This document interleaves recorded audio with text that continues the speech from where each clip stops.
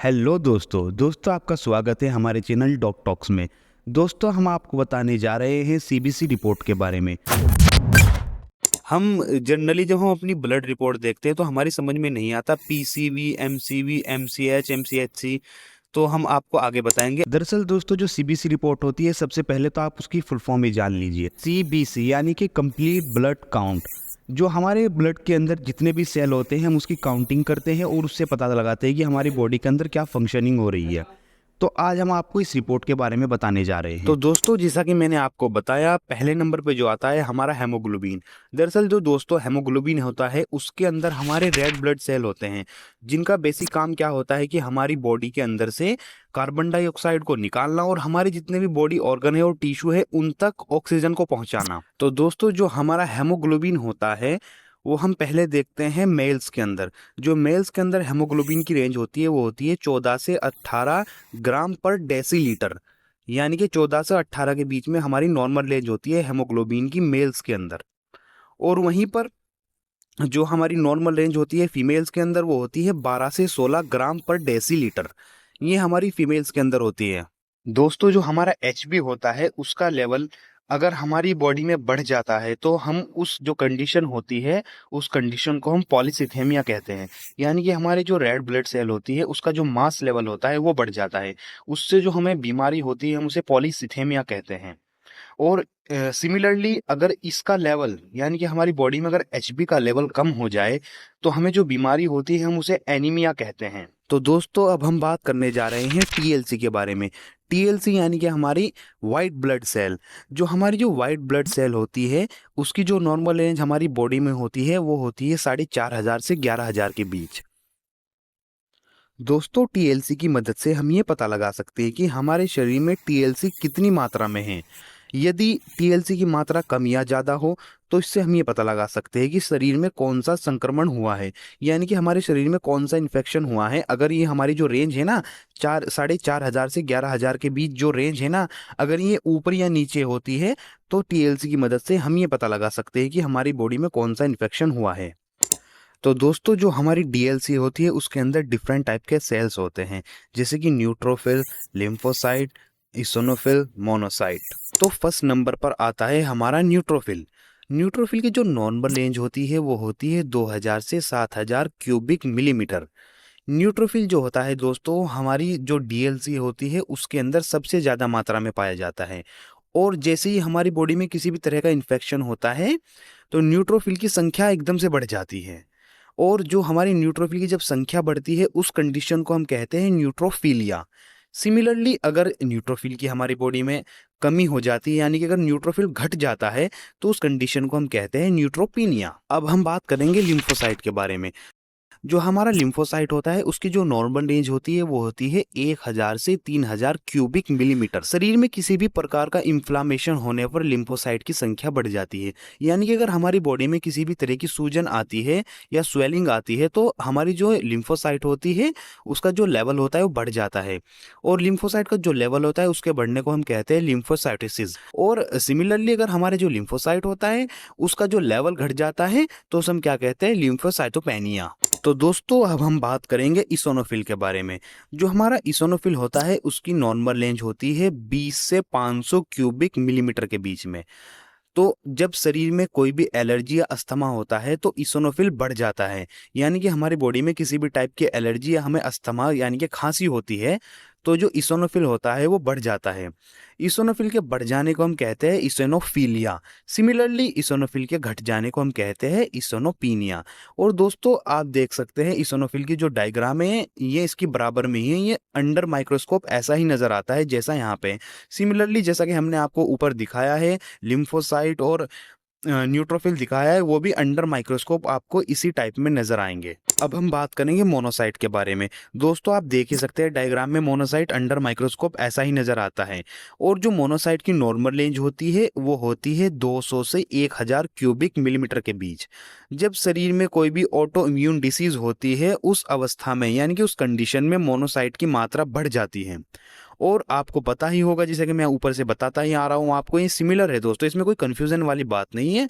Monocyte के बढ़ जाने को हम मोनोसाइटोसिस कहते हैं, और वहीं पे मोनोसाइट के घट जाने को हम मोनोसाइटोपिनिया कहते हैं। ठीक है दोस्तों।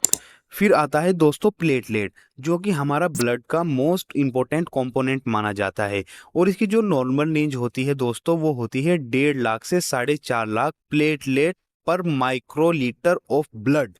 यानी कि 1.5 लाख से 4.5 लाख के बीच हमारी प्लेटलेट की नॉर्मल रेंज होती है दोस्तों। अब हम बात करेंगे दोस्तों आरबीसी के बारे में। आरबीसी यानी कि रेड ब्लड सेल, जिसकी नॉर्मल रेंज होती है 4.5 टू 5.5 मिलियन क्यूबिक मिलीमीटर, यानी कि 4.5 लाख से 5.5 लाख के बीच हमारी आरबीसी की नॉर्मल रेंज होती है। तो दोस्तों जैसे कि मैं बता रहा हूँ आपको, आरबीसी जो होती है वो लाल रंग की कोशिकाएं होती है, यानी कि हमारी बॉडी में कितने लाल रंग के कितने सेल्स हैं, यानी कि जो हमारी बॉडी के अंदर से डीऑक्सीजनेटेड ब्लड निकालते हैं और ऑक्सीजनेटेड ब्लड सारे ऑर्गन तक पहुंचाते हैं। तो अगर ये आरबीसी है, अगर इसकी जो वॉल्यूम है बॉडी के अंदर अगर बढ़ जाए, तो इस कंडीशन को हम कहेंगे पॉलीसिथेमिया। और सिमिलरली अगर इसकी जो वॉल्यूम है वो घट जाए, तो उस कंडीशन को हम कहेंगे एनीमिया। दोस्तों अब हम बात करेंगे पीसीवी के बारे में। पीसीवी पीसीवी की जो फुल फॉर्म होती है दोस्तों, वो होती है पैक्ड सेल वॉल्यूम। इसमें जो पीसीवी की जो हम रिपोर्ट में देखते हैं, बहुत बार ऐसा होता है कि नॉर्मल लोग, आम लोग इस चीज़ को देखकर ऐसे कंफ्यूज हो जाते हैं कि ये क्या है पीसीवी। दरअसल दोस्तों ये कोई वो नहीं है। पीसीवी का मतलब होता है कि हमारी बॉडी में जो रेड ब्लड सेल है उसकी वॉल्यूम कितनी है, उसकी वॉल्यूम को नापने के लिए पीसीवी कहा जाता है। उस टर्म को हम कहते हैं पैक्ड सेल वॉल्यूम। तो दोस्तों जो पीसीवी होती है ना, उसकी जो नॉर्मल रेंज होती है किसमें, मेल्स में। मेल्स के अंदर जो नॉर्मल रेंज होती है पीसीवी की, वो होती है 40 से 54 के बीच में, यानी कि 40 से 54% हमारी बॉडी में पीसीवी होती है।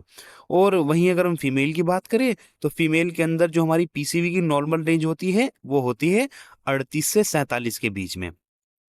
और पीसीवी की सहायता से ये पता किया जाता है कि संपूर्ण रक्त में आरबीसी कितना परसेंट भाग उपस्थित है। मैंने आपको पहले ही बता दिया है दोस्तों कि आरबीसी कितनी वॉल्यूम में है, यानी कितनी मात्रा में है, उस चीज को देखने के लिए हम पीसीवी टर्म का यूज करते हैं या पीसीवी का कैलकुलेशन का यूज करते हैं। और पीसीवी जब बढ़ जाती है बॉडी के अंदर, तो जाहिर सी बात है, हम आरबीसी के लिए जब हमने पॉलीसिथेमिया वर्ड का इस्तेमाल किया था, टर्म का इस्तेमाल किया था, तो ऐसे ही हम पीसीवी के अंदर भी पॉलीसिथेमिया ही कहेंगे अगर हमारी बॉडी के अंदर पीसीवी बढ़ जाए। और वहीं पे अगर पीसीवी घट जाए, तो उस चीज को हम एनीमिया कहेंगे, क्योंकि पीसीवी जो वर्ड यूज हो रहा है या टर्म जो है पीसीवी, ये आरबीसी के लिए है, ये पैक्ड वॉल्यूम है दोस्तों। अब हम बात करेंगे दोस्तों एमसीवी के बारे में। एमसीवी की जो फुल फॉर्म होती है दोस्तों, वो होती है मीन कॉर्पस्कुलर वॉल्यूम, या हम इसे ऐसे भी कह सकते हैं मीन सेल वॉल्यूम। ये जो टर्म इस्तेमाल करते हैं हम, किस लिए करते हैं, ये हमें टर्म इसलिए यूज करते हैं कि जो हमारी आरबीसी है उसका जो वॉल्यूम है, यानी कि वॉल्यूम परसेंटेज है, वो कितना है, उस चीज को देखने के लिए हम ये इस्तेमाल करते हैं एमसीवी। और एमसीवी की जो नॉर्मल रेंज होती है वो होती है 80 से 96 फेम्टोलीटर के बीच। एमसीवी की सहायता से यह पता किया जाता है कि आरबीसी का आयतन या उसका आकार कितना है। तो आप समझ गए होंगे दोस्तों, इसे जैसे ही मैंने हिंदी में पढ़ा, आप समझ गए होंगे कि इससे हम ये पता लगाते हैं कि जो कि हमारी आरबीसी है उसका आकार, यानी कि वो कितनी बड़ी है। ये चीज देखने के लिए हम एमसीवी यूज करते हैं, यानी कि एमसीवी टर्म के अंदर हम ये देखते हैं। और जैसे ही एमसीवी जो है हमारे ब्लड के अंदर, अगर एमसीवी बढ़ जाती है, तो उस कंडीशन को हम कहते हैं मैक्रोसाइट। और यहीं पे सिमिलरली अगर एमसीवी घट जाए, तो उस कंडीशन को हम कहेंगे माइक्रोसाइट। मैक्रो और माइक्रो ये दो टर्म है, इसमें कंफ्यूज नहीं होना है। अब हम बात करते हैं दोस्तों एमसीएच की, कि एमसीएच क्या है। पहले तो हम इसकी फुल फॉर्म ही देख लेते हैं। एमसीएच की फुल फॉर्म है मीन कॉर्पस्कुलर हेमोग्लोबिन, यानी कि हम इसे ऐसे भी कह सकते हैं मीन सेल हेमोग्लोबिन। यानी कि हम, आपको इसके नाम में ही इसका मीनिंग पता लग गया होगा कि हमारी जो आरबीसी है उसके ऊपर कितना हेमोग्लोबिन है या कितना परसेंट हेमोग्लोबिन है, ये देखने के लिए हम एमसीएच को लेते हैं। तो जो हमारा एमसीएच है उसकी जो नॉर्मल रेंज है वो होती है 27 से 33 पीजी। पीजी यानी कि पाइकोग्राम्स। इसकी जो वो होती है ना टर्म, पाइकोग्राम्स होती है, जिसमें हम इसे नापते हैं। एमसीएच की सहायता से ये पता किया जाता है कि हर एक आरबीसी के ऊपर कितना परसेंट हेमोग्लोबिन उपस्थित है। ये मैंने दोस्तों आपको बता ही दिया है कि एमसीएच को हम इसलिए इस्तेमाल करते हैं, ये देखने के लिए कि हमारी जो आरबीसी है उसके अंदर कितना हेमोग्लोबिन है। एमसीएच की मात्रा बढ़ जाने पर आरबीसी का आकार भी बड़ा होता है। आपको जाहिर सी बात है दोस्तों, जब MCH बढ़ेगा यानी कि मीन कॉर्पस्कुलर हेमोग्लोबिन बढ़ेगा तो आरबीसी भी बढ़ जाएगी। और MCH जो है अगर वो बढ़ जाता है तो उसको हम क्या कहते हैं, मैक्रोसाइट, और अगर वो घट जाता है तो उसे हम कहते हैं माइक्रोसाइट। थैंक यू दोस्तों, आज की वीडियो में बस इतना ही। हम आशा करते हैं कि हमारी इस वीडियो के माध्यम से आप CBC की जो एक बेसिक रिपोर्ट होती है उसके बारे में जान पाए हैं।